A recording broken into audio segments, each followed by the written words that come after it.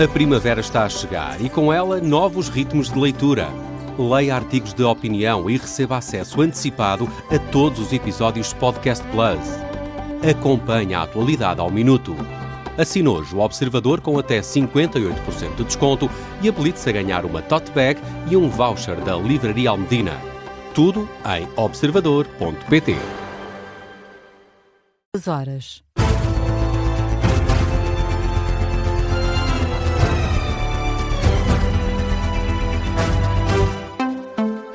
Boa noite, eu sou o Martim Madeira. Vamos atualizar toda a informação na Rádio Observador. Começamos com o Ministério Público, que decidiu arquivar o processo de cartazes afixados por André Ventura antes da campanha para as presidenciais. A informação foi confirmada à agência Lusa por uma fonte da Procuradoria-Geral da República.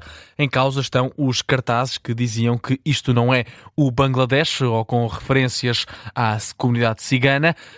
As mensagens afixadas foram consideradas racistas e xenófobas pelos autores das denúncias, que temiam que pudessem configurar um crime de discriminação e incitamento ao ódio e à violência. A Justiça fez uma leitura diferente. No despacho a que o NAU teve acesso, o procurador Carlos Rodrigues, do Departamento de Investigação e Ação Penal Regional de Lisboa, entendeu que as mensagens se encaixam na liberdade de expressão do discurso político.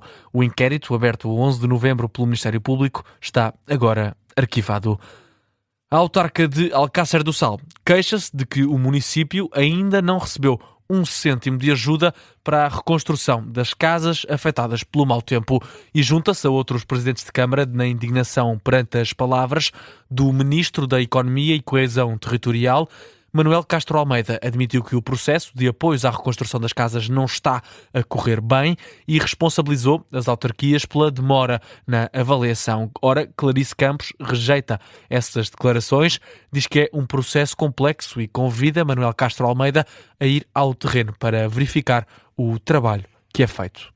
Aquela questão de introduzem-se umas fotografias e a pessoa recebe os 5.000 euros, põe-se mais umas justificações e recebe os 10.000 e está feito, não corresponde à realidade. E, portanto, era importante que se sentassem num espaço desses e tentassem fazer uma candidatura.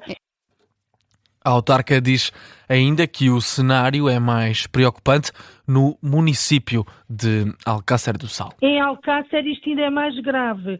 Nós estamos no Alentejo a trabalhar com a plataforma do centro. E estamos em Alcácer a trabalhar com a CCDR Alentejo, que hoje, no dia de hoje, não tem um único cêntimo para dar às pessoas nas candidaturas aprovadas, ao contrário da região centro e da região de Lisboa e Vale do Tejo.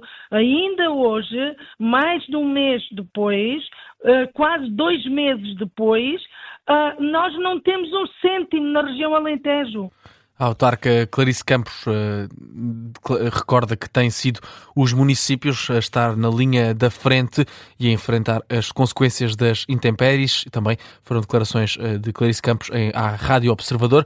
Os presidentes da Câmara de Leiria e da Marinha Grande alinham nestas críticas ao governo e agora junta-se também a comunidade intermunicipal da Beira Baixa, que manifestou solidariedade com o município de Leiria e refuta também as declarações do ministro Castro Almeida. Explica que as autarquias têm vindo a trabalhar com os meios que têm disponíveis, sem qualquer tipo de reforço, meios que são claramente insuficientes para dar uma resposta dentro dos prazos estabelecidos pelo governo.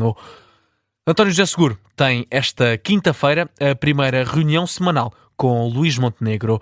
Vão decorrer, como habitual, no Palácio de Belém. Segundo a agenda do chefe de Estado divulgada à comunicação social, a reunião está marcada para as 4 da tarde, depois das cerimónias oficiais de posse como Presidente da República, na segunda-feira em Lisboa. António José Seguro já esteve em Arganil, Guimarães e também no Porto nesta última terça-feira como marcos de uma visita oficial do Presidente da República. Mais de metade das mortes maternas registadas entre 2020 e 2024 ocorreram em mulheres com 35 ou mais anos. São quase 62% das mortes de gestantes, de acordo com um relatório da Direção-Geral de Saúde. É, assim, reconfirmado o aumento progressivo do risco de morte materna nas idades mais avançadas. A DGS sublinha a necessidade de estratégias integradas de prevenção, vigilância e cuidados diferenciados ao longo de todas as etapas da vida reprodutiva. O Ministério Público acusou 15 arguidos, entre eles 6 empresas, por associação de auxílio à imigração ilegal. Trata-se de um alegado esquema que legalizou milhares de imigrantes com base em contratos de trabalhos falsos e que gerou milhares de euros de lucros. De acordo com a Procuradoria-Geral da República, a acusação acontece um ano depois da Operação Contrato Formoso, que desmantelou uma rede gerida a partir do Martim Muniz, em Lisboa. Passamos às notícias do panorama internacional. Donald Trump afirma que os Estados Unidos venceram o Irão, mas ainda vão ficar no território.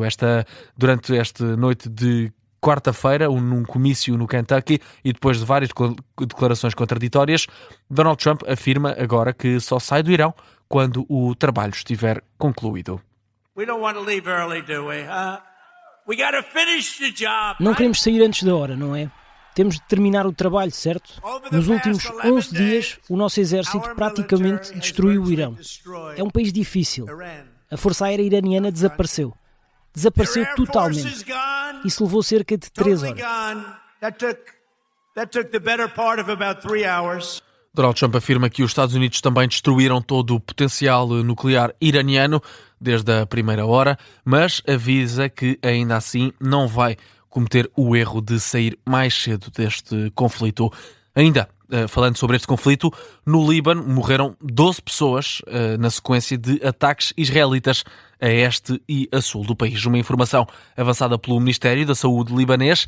As forças de defesa de Israel já tinham anunciado um ataque em larga escala contra o Hezbollah em Beirute, numa publicação na rede social X. Viramos as atenções para o ataque que aconteceu na Europa.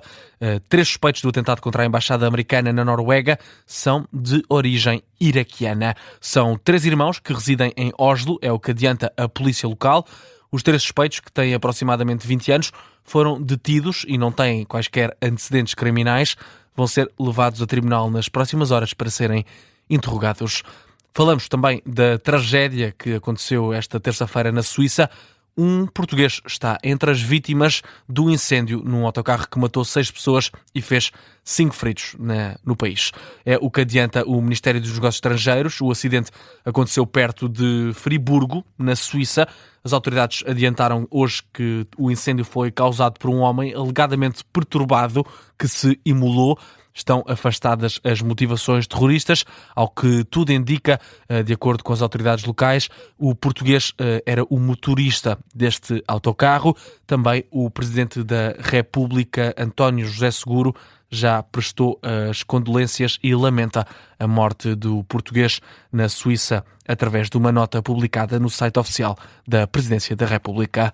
Passamos ao desporto. O Sporting perdeu na Noruega para a Liga dos Campeões e deixou em risco o apuramento para os quartos de final. Perdeu por 3-0 contra o Bodo Glimt, jogo da primeira mão dos oitavos de final.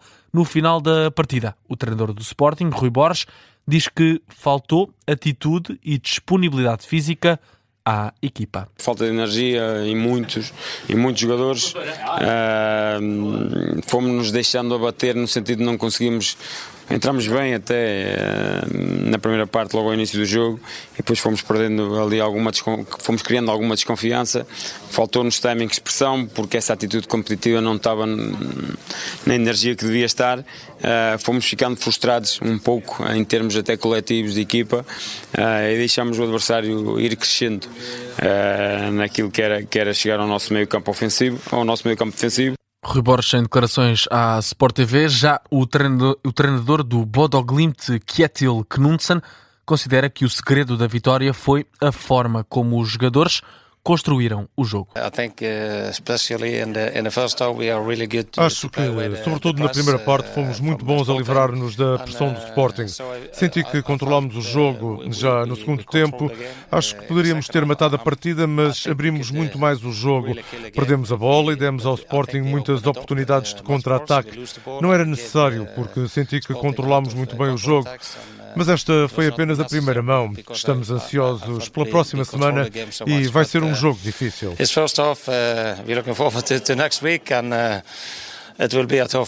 O treinador do Bodo Glimt também em declarações à Sport TV. As duas equipas voltam a encontrar-se na próxima terça-feira, dia 17, no estádio José Alvalade.